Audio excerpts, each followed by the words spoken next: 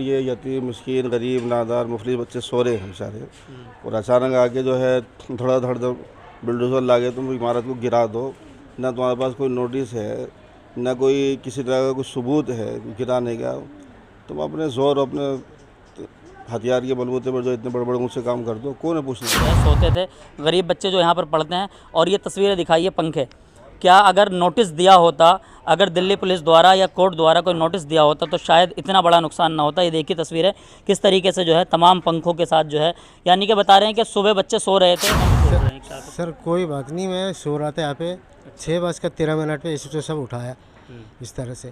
पहले हैदराबाद कोर्ट का ऑर्डर है, इसको तोड़फोड़ करेंगे, इसको सब बच्चे सोचे हटाओ इसको। बोले सर कोर्ट का अगर ऑर्डर है तो नोटिस दिखाइए आप, और बच्चे सो रहे हैं, अगर नहीं रुकेंगे तो सामान भी तो निकालने दीजिए। बिल्कुल कोई वो ही नहीं दिया, मौका ही नहीं दिया, ना ही किसी को फ़ोन करने दिया। फटाफट हटा के हम लोग को बस बुलडोज़र शुरू कर दिया वहाँ पे। अच्छा, कम से कम 15 से 20 लाख रुपए के नुकसान कर।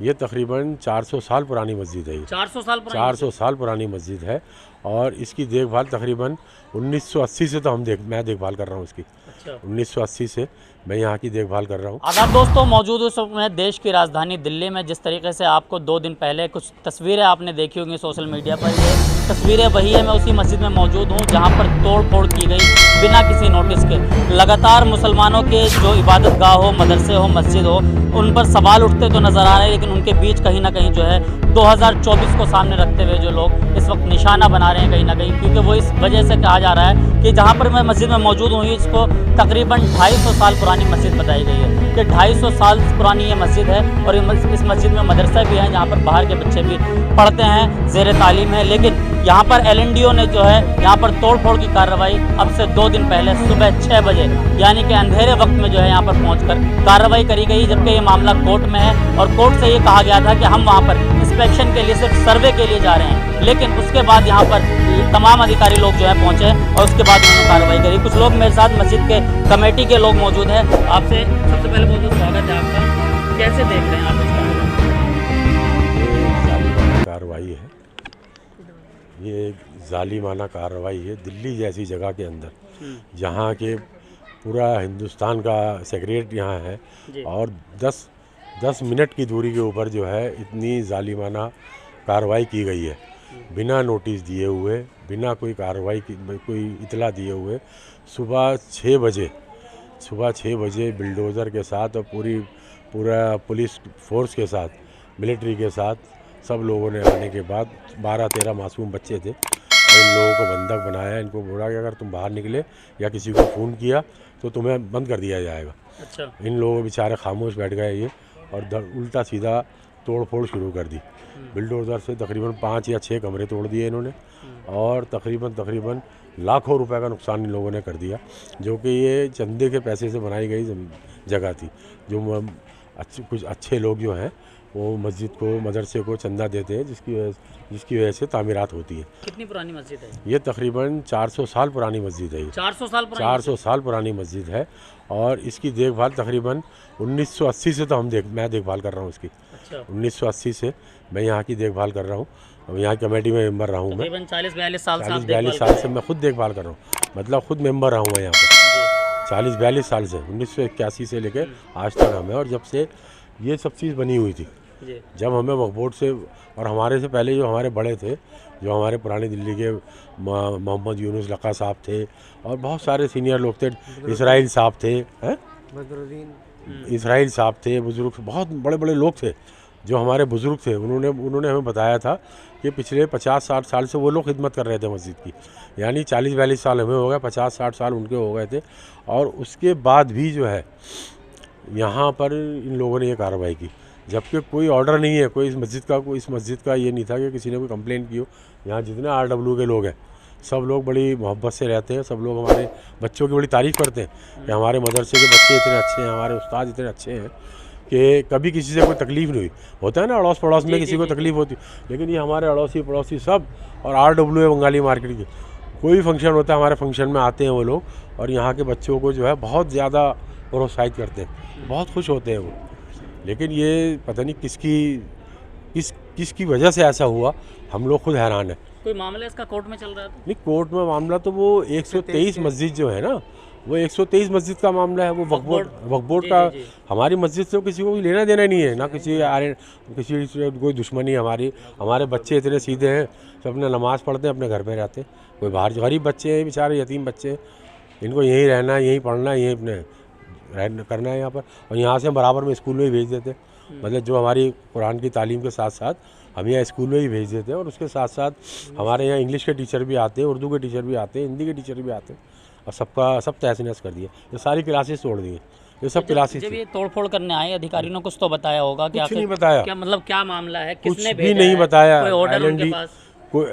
ये तकरीबन तोड़फोड़ करने के बाद एसीपी साहब ने ये ऑर्डर दिखाया था कि भाई ये ऑर्डर है, और जिसके अंदर लिखा हुआ था कि हम 10 बजे LNDO से जो है 10 बजे मॉनिटरिंग कमेटी LNDO को ऑर्डर दिए थे कि 10 बजे आप जाएं, और ये सुबह 6 बजे आ गए। किस लिए जाए, मतलब तोड़फोड़ के लिए या इंस्पेक्शन के लिए? इंस्पेक्शन के लिए, इंस्पेक्शन के लिए जाए, बिना इंस्पेक्शन के नहीं। तोड़फोड़ का ऑर्डर नहीं था? नहीं है, कुछ नहीं है, कोई नोटिस नहीं है, आपको? कोई नोटिस नहीं है। सिर्फ इंस्पेक्शन के लिए बोला, लिखा जो अभी पता नहीं किस चीज़ की किसने कंप्लेन की है, कोई मॉनिटरिंग कमेटी की है भी है या नहीं है, हमें तो नहीं पता। ये तो हमें तकरीबन तोड़फोड़ करने के बाद ऐसे दिखा दिया गया ये है जी। तो क्या लग रहा है कि कहीं ना कहीं वो मुसलमानों को जो है वो दबाने की कोशिश की जा रही है, साजिश है कहीं ना कहीं, जब इतनी पुरानी मस्जिद को तोड़फोड़ करना बिना नोटिस के? ये तो देखिए खुलेआम नज़र आ रहा है, इसमें कोई किसी को शक व शुबा तो नहीं होना चाहिए। ये तो क्लियर नज़र आ रहा है कि ये यहाँ पर कुछ शरारत पसंद लोग जो हैं, ये पूरी दिल्ली की सबसे अमन पसंद जगह है ये जी। जो यहाँ हमारे बंगाली मार्केट के जो RW है और जो यहाँ के रहने वाले हैं, सब लोग इतना पसंद करते हैं इस जगह को। देखिए एक आध दो तो हर जगह होते हैं कंट्रोवर्शियल, लेकिन यहाँ जो आम लोग हैं, यहाँ के जो आम नागरिक हैं यहाँ के, सब यहाँ हमारे फंक्शनों में आते हैं, हमारे हर जगह हमारे बच्चों को बुलाते हैं अपने यहाँ दुआ करने के लिए। भाई कोई बीमार होता है, हमारे बच्चों से दुआ कराते हैं कि भाई हमारे लिए दुआ कर दो, हमारे इमाम से, हमारे मौज़िन साहब से दुआ कराते हैं। लेकिन ये समझ नहीं आया किस लोग की क्यों किया गया ऐसा। मौज़िन साहब, आप यहीं पर रहते हैं, जिस वक्त ये तोड़फोड़ की कार्रवाई की गई, किसी प्रशासन के व्यक्ति ने आके आपसे कुछ बताया हो क्यों तोड़ रहे हैं? क्या सर कोई बात नहीं, मैं सो रहा था यहाँ पे 6:13 पे SHO सब उठाया इस तरह से। पहले हैदराबाद कोर्ट का ऑर्डर है, इसको तोड़फोड़ करेंगे, इसको सब बच्चे सोचे हटाओ इसको।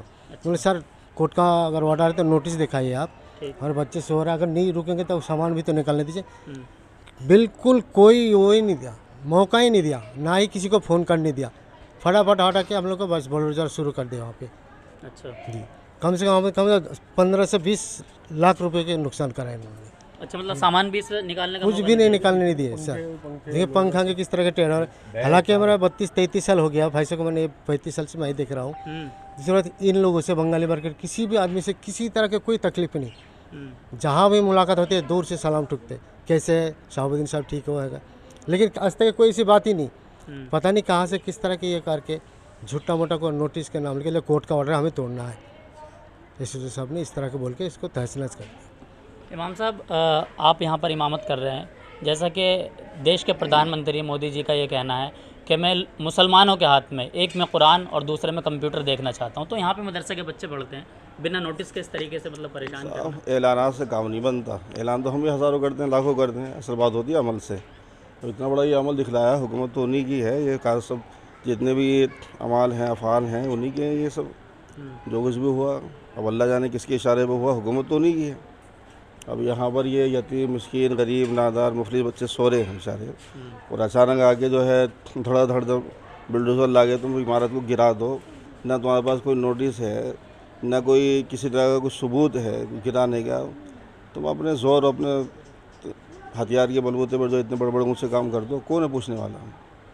जब कहा जा रहा है कि 123 प्रॉपर्टी में से एक प्रॉपर्टी है ये, तो वो तो केस चल रहा है अभी तक कोर्ट के अंदर, कोर्ट फैसला करेगा। ये थोड़ी फैसला करेंगे, अभी तो कोर्ट ने किसी तरह का कोई फैसला किया ही नहीं है। इनकी अपनी तरफ से ज़्यादती है, जबर है, जुल्म है, इसके ख़िलाफ़ कोई आवाज़ भी नहीं उठा रहा, उठानी चाहिए। तो आज हमारे साथ हो रहा है, कल किसी और के साथ होगा। ये इस तरह मुल्क थोड़ी चलता है, ये अमन थोड़ी होगा इससे।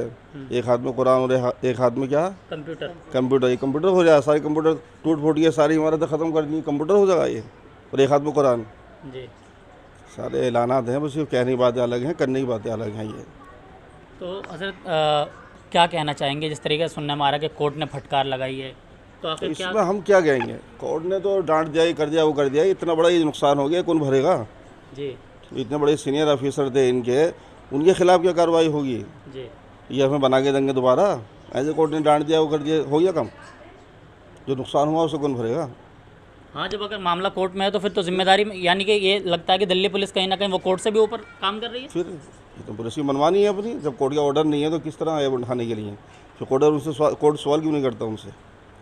ये उठाया है, इतना बड़ा काम किया है, ये इसका जिम्मेदार कौन होगा? इसमें आवाम का पैसा है, 2-2 4-4 पैसे लोगों से जाके भीख मांगे जमा करते हैं इन बच्चों के लिए, गरीब बच्चों के लिए। आसानी से अच्छा, बन कितना जाएगी नुकसान बड़ी हुआ होगा सर इसमें? तो आप खुद देख लीजिए अपने आंखों से कितना बड़ा नुकसान हुआ। तकरीबन कुछ अरे भाई 20-25 से तो ऊपर की होगा, ये कोई आसान है? 100 रुपये चंदा करने में हमारी हालत ख़राब हो जाती है। जी जी। कौन देगा, कौन भरेगा इसे? चलिए देखिए, पीछे की पूरी तस्वीर मैं आपको दिखा दूं कि किस तरीके से यहाँ पर जो ये गाटर्स पड़े हुए हैं, अगर मैं बात करूं कि बहुत पुराने नज़र आ रहे हैं और इसमें जो तोड़ फोड़ का कार्य किया गया है, यह तमाम ये मस्जिद का मेन गेट है और मस्जिद की तरफ आने के लिए जो 2 रास्ते बनाए गए हैं, दोनों पर दिल्ली पुलिस के जो है बैरिकेड किए गए हैं। दिल्ली पुलिस ने इसलिए बैरिकेड किए हैं ताकि यहाँ पर कोई भी व्यक्ति किस तरीके से ना पहुँचे। और यहाँ पर तमाम जो तोड़ फोड़ किए गए हैं, यहाँ पर कई सारे कमरे थे और जैसा कि ज़िम्मेदारों ने हमें ये बताया कि यहाँ पर जो है किसी भी तरह का कोई सामान निकालने का मौका नहीं दिया गया। ये तमाम वो बेड्स हैं जिस पर बच्चे जो है सोते थे, गरीब बच्चे जो यहाँ पर पढ़ते हैं। और ये तस्वीरें दिखाइए पंखे, क्या अगर नोटिस दिया होता, अगर दिल्ली पुलिस द्वारा या कोर्ट द्वारा कोई नोटिस दिया होता तो शायद इतना बड़ा नुकसान ना होता। ये देखिए तस्वीरें किस तरीके से जो है तमाम पंखों के साथ जो है, यानी कि बता रहे हैं कि सुबह बच्चे सो रहे थे और फजर की नमाज़ के बाद, यानी कि रमज़ान मुबारक का महीना चल रहा है तो फजर की नमाज़ के बाद बच्चे सो रहे थे यहाँ पर। अचानक से प्रशासन कामला आया और तमाम बुलडोज़र को लेकर यहाँ पर और कार्रवाई शुरू कर दी। किसी तरह का कोई नोटिस मांगने पर नहीं दिया गया, ना ही कोई कोर्ट का आदेश था, ना ही कोई कोर्ट के ऑर्डर थे। इस मामले में अब मंगल के दिन सुनवाई है कोर्ट में। क्या कुछ कोर्ट का जैसे सुनने में आ रहा है कि कोर्ट ने फटकार लगाई है, क्या फटकार के बाद कोर्ट इस तमाम भरपाई को कर पाएगी जो यहाँ पर तोड़ फोड़ की गई है? ये तकरीबन 20-25 लाख रुपए का जो नुकसान किया गया है, क्या कोर्ट इसमें जो है भरपाई कराएगा और उन अधिकारियों के खिलाफ कार्रवाई करेगा जिन अधिकारियों ने कोर्ट से ऊपर चलकर जो है काम किया है? यानी कि जब मामला कोर्ट में था तो अधिकारी को आखिर किसने परमिशन दी कि वो मस्जिद के अंदर जाकर तोड़ फोड़ का काम करे? तमाम अपडेट्स के लिए जुड़े रहिए और क्या कुछ आप सोचते हैं कमेंट बॉक्स में आकर ज़रूर बताइए।